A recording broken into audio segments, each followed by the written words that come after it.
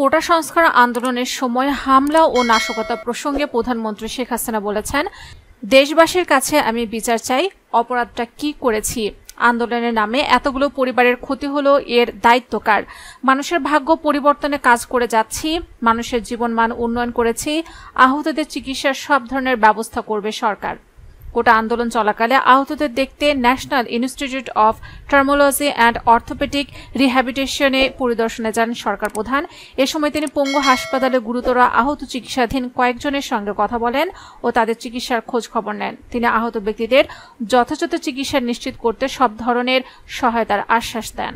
শেখ হাসিনা বলেন, সেই 2008-এর বাংলাদেশ আর 2024-এর বাংলাদেশ এক না। বাংলাদেশের মানুষের জীবনমান উন্নত হয়েছে, আমাদের অর্থনীতি কত উপরে উঠে গিয়েছে। মনে হলো যে এটা আর কিছুই না, এটা আমাদের অর্থনীতিকে সম্পূর্ণ পঙ্গু করে দিয়ে বাংলাদেশকে আবার ভিক্ষুকের জাতি করে দেওয়া। যারা এভাবে আগুন দিয়ে পুড়িয়ে মানুষকে সে কষ্টে আবারও ফেলে দিল, তাদের বিচার এদেশের মানুষকেই করতে হবে।